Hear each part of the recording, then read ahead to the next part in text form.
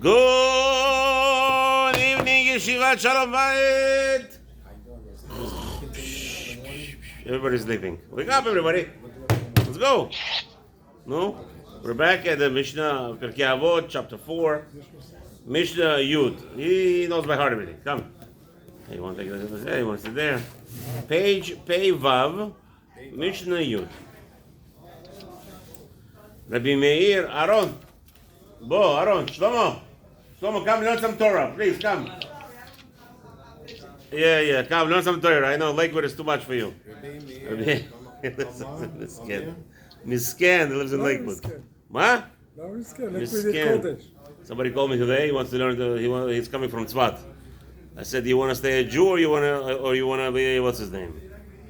I said, he says to me, I'm thinking between Lakewood and Hollywood. I said, come to Hollywood. Come to Hollywood. You have a Jewish neighbor over here. Hollywood to Lakewood? Not even close. Religious people in Hollywood, a billion times stronger than Lakewood. What are you talking about? Religious people here? We're the biggest yeshiva in the world.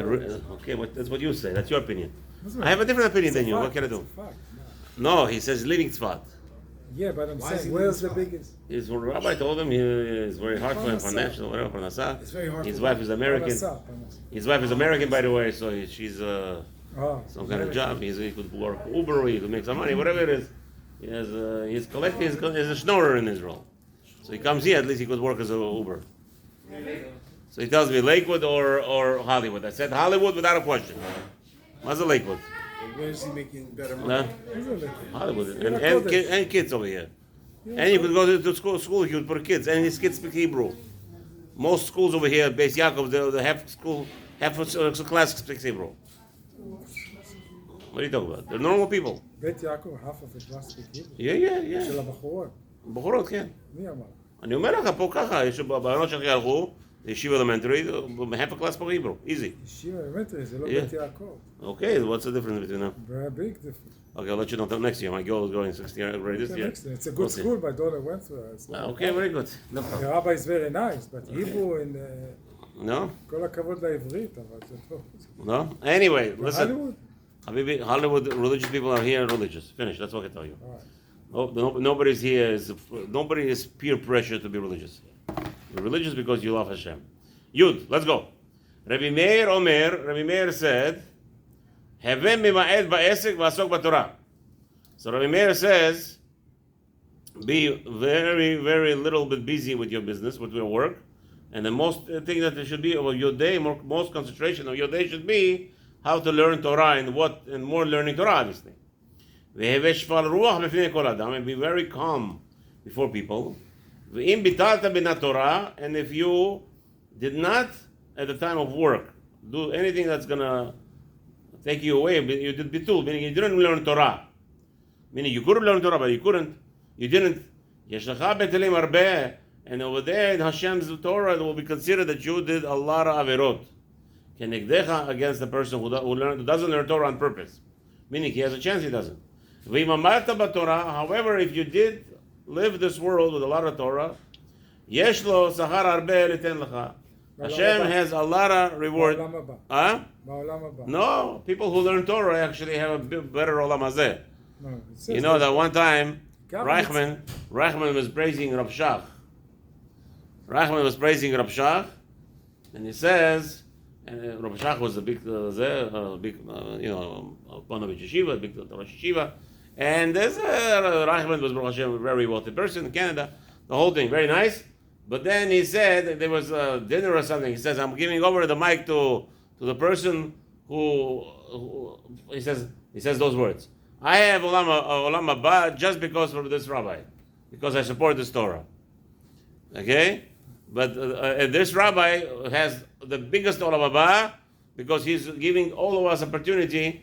So let's give him this world that we enjoy. He said those words. Let us share with the world that we enjoy with the rabbi and support the Torah that the rabbi is giving us Olam Haba. That was something like that. So the rabbi replied when he got up there, he says, I don't know about you, Rabbi Reichman, Mr. Reichman, but I have a better world than you in this world and the next world. I have a life. You don't enjoy nothing. Not here, not there. And people, what do you think? The people enjoy full-time working, Somebody says the other day, you work 6 days in order to enjoy 1 day rest. Something's wrong here. Something is wrong, right? Anyway, so the rabbi says, HaKadosh Baruch Hu gives you a schar. We learned yesterday, you weren't here, Mordechai, that's why you interjected. You're talking about next world. It's not about next world, it's about this world. Many things, the brachot, we said one of the biggest brachot, somebody who is learning Torah when he's wealthy, Hashem is going to make sure to give him more money so he could continue learning Torah even more. Yeah? It could be also a nisayon. Let's say a guy has $1 billion. You know what it is to manage $1 billion? It's a lot of money to manage. And he does that, he has to invest here, invest there. So why? Because he has $1 billion. You know what $1 billion means? You know why they say billion with like a B? Because everybody was around you like a bee. They're coming to you. They want give me your money. That's what B is for. That's what it is. If somebody get $1 billion to give. No, so now he has $1 billion. He doesn't know what to do with it. He needs to make sure to manage it so that he could give properly. You know how the guy is? He has $1 billion, needs $2 billion. That's all it is. Before he starts giving out, when he has $2 billion, now I can't. I have to wait till $4 billion to give out. That's how it works. People are sick in their heads. Yeah, you don't know that. One rabbi came to a town, somewhere, and he asking for money. So the Gabbai told him, go to this one, to this one, to this one. He goes, this guy is worth about 7.5 billion. This one is worth about 7.4 billion. This one, they're all over 7 billion. Okay. So what he decided to do, he goes to the biggest one on the list. So the guy meets with him. He gives him a cookie and cake and everything, drinks and everything. Rabbi, thank you for coming. He says, do me a favor, you have a little problem. Can I see the list that you got to people to go to? He says, okay, he shows the list, says, nobody in this list will give you. Why? Because each one of us right now, we're all fighting who's going to have more in the end of the month. So we have a taharut. So you think they're going to give you a penny? Nobody. We have a competition. Who's going to end month more? Meaning they have a board, a chart. Whoever has more money, he's like, he's the man of the month. The man of the month, he got more money. So they're giving, and they're not giving so fast. Who gives Rabbi Manas Mendel, yeshiva where I worked with, used to say, the poor people's money is better than the rich man's money. Because poor means money, it's always coming. Rich man, they give only when they give. Only when they have. The poor man, he gave you always $18. You're sure to get $18 every year without a question. That's how it works. Okay. Rabeinu Yonah. Rabbi Meir Omer, what does that mean? Be very little in business, but learn Torah more.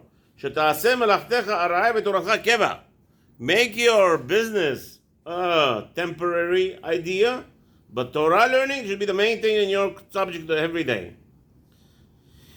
Continues the Rabeinu Yonah. You with me? It's here. We're here. Mordechai, you there? Raphael, we're right here. Yud and Rabeinu Yonah. This side, Rabeinu. Yud with Rabeinu Yonah. Yeah. V'heveh shval ruach b'fnei kol adam. And be very calm before other people. Gam zeh hadavar me'inyan Torah hu. Obviously, being calm, it's part of the Torah. V'alken ne'emar betoch devarav divrei Torah v'lo kedamo v'lo achero. ולא יחרו. רוצה לומר, גם כי תצליח בתורה שהיא המעלה האמיתית ולא תתגאה. Okay, so what happens is here, if you come before people, that's part of the Torah. If you come, you're not going to interrupt them while they're talking, right? You're not going to jump before they start to speak. ולא תתגאה. ואין צריך לומר כי בפני המעלות האחרות נוכריות גשמיות שהן ראוי להתגאות. Obviously, we're talking about even having a gava of that you know more Torah is not allowed. For sure, all the other ones are not allowed. Look at Moshe Rabbeinu. He knew the whole Torah. Anam mikol adam. Okay. That's something. Yeah, okay, very good. V'heveh shval ruach b'fnei kol adam. Here, be very careful, be calm before other people.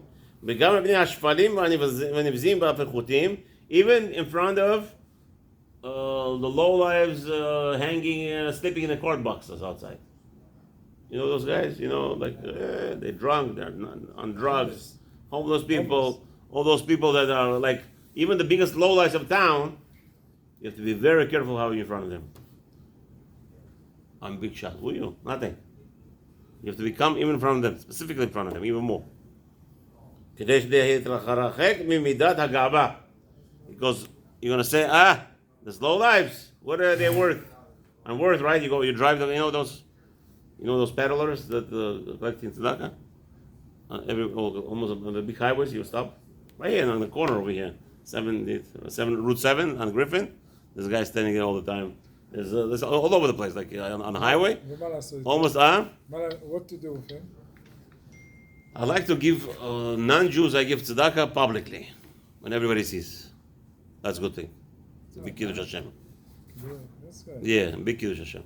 If it's public, if everybody sees you, you see, like you're standing over there, then it's a good thing. You give $1. Nobody sees you. Who sees you? Huh? Who sees you? Good. If nobody sees it, I stay away. I don't see it as a mitzvah. Rabbi Miller used to say, when you give to non-Jews, you have to make sure that that's the only way. By the Jews, it's opposite.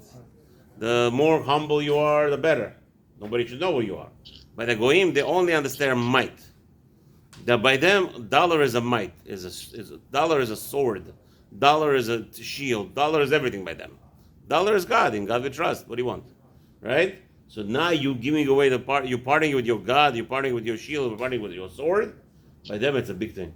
So when you give charity by the Goyim specifically, So I should give it open all publicly. the windows and give him here. If I don't know if that's gonna help, if that's gonna be visible. You should do that with somebody seeing you doing it. Right. Make sure, That's what he publicly. said. Who's somebody? Guy in Anybody. the corner 41 Street. Rabbi Victor Miller used to say in the train. When the train was very So now, common. every time you pass by, now Rabbi Victor Miller used to talk about trains. What happens is you're in the train, everything is in the cars, everybody's looking over there. The guy's going without peddling money. You give him a penny. Throw in the penny in there like everybody should hear. I throw it. Yeah. Make sure that everybody sees. That's a good thing by the Goyim. Privately I don't give. When they call you, this is a police station, the police, the Sergeants Association. You have to pay your taxes. What? You have to pay taxes. Who says not to pay taxes? I'm just saying. The Sergeant Associations. You know they go those guys calling? He doesn't give any money to Goyim. I thought maybe you want to pay taxes. You have to pay taxes. צריך לשלם מיסים. Who told you not to pay taxes? אמרת, אתה לא צריך לשלם גויים.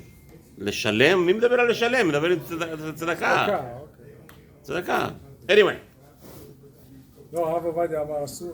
וכדי להרחיק במידת הגבם, גזל זה לקחת מיסים, זה לא ידעתי. ואין צריך לומר בפני השקול כמותך.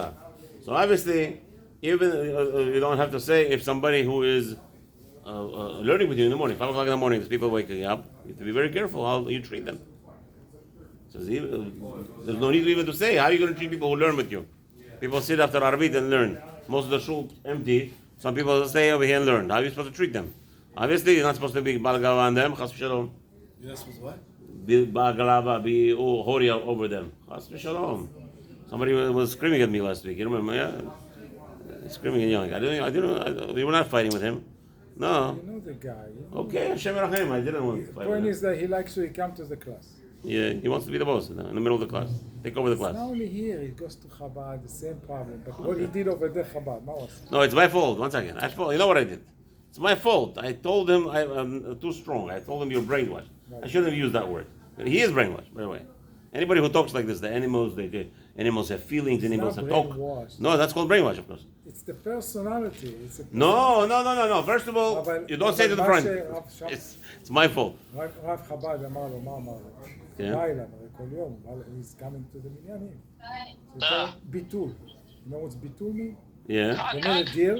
If you open יעקב, his פסטה mouth, שזה tell מיוט. him, be quiet. ביטול. Yeah.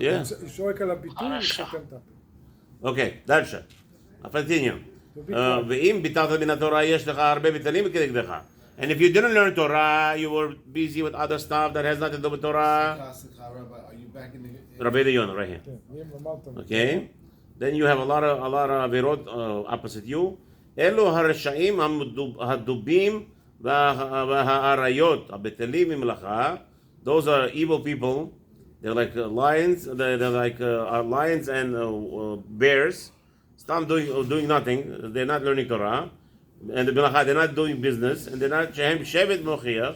ובהם הקדוש ברוך הוא נפרע מן הבטלים בתלמוד תורה. Hashem will punish them for not learning Torah. כי לא בידו רוצה לשלם, אך על ידי אחרים במידת הפורענות So HaKadosh Baruch Hu will send. Snakes. And No. He will Are send. there snakes He will out send there? Midat HaPuranut. If people see calamities, this one is losing this problem, that problem. It's all about HaKadosh Baruch Hu is sending the messages to this person. Go start learning. Stop doing waste of time. ואם אמרת בתורה, יש לו שכר הרבה ליתן לך, but if you threw off the yoke of all the other stuff and you started to learn only Torah, and you don't, every moment you grab, like we said yesterday, every moment you grab, even I know multi-billionaire, constantly just learning Torah, every possible thing. Just Torah, and don't expose yourself to mind anyway. הקדוש ברוך הוא בעצמו בכבודו נותן שכר לעוסקי תורתו. Hashem comes by himself and gives them, all those people who learn his Torah, a reward. לא על ידי מלאך ולא על ידי שליח, not through a messenger, by himself. ובזה הוא מבטיח לכל באי עולם. And this is how he promised to all the people who are in this world. כי הפורענות מביא על ידי שלוחיו להקל הדבר. But that when he sends a punishment, he sends it with a messenger. כי לא כצורנו צורם, אך שלום רב לאוהבי תורתו. So again, when it comes to punishing, Hashem sends a messenger, and the messenger first have to find you. First they have to find you. No, the guy, a person wants to serve somebody with court papers. He has to find them first. Takes time. But if HaKadosh Baruch Hu sends the messengers to punish, but to give a reward, there is no court papers. Hashem himself comes and gives. Who to those people? To those who abandoned the whole world and they learn Torah. ושכר טוב לרעיו על ידו משלם להם, ועל ידי האחרים כדי להרבות בשכר. ולא על ידי האחרים. He says that but the people who Hashem wants to reward, he gives directly and not through intermediaries in order to add more reward. Meaning, when a king, let's say a messenger comes, a messenger has what the king gave him. He only has what he is allotted to. So if the king says, go for this, give this guy $1 million. No problem. That's what he will deliver. But if Hashem is coming to the $1 million, what happens? On the way there, the guy is learning more Torah already. More and more constantly. So it's now, Ki Ad HaMelech, Hashem gives him more and more, non-stop. משל למלך שעשה לו אומן כלי נאה. So there was a king who had a locksmith or a goldsmith who made him a beautiful utensil. צבא מאמר המלך לעבדיו שיקחו מאוצרו מעוד ולפרעו בעין יפה.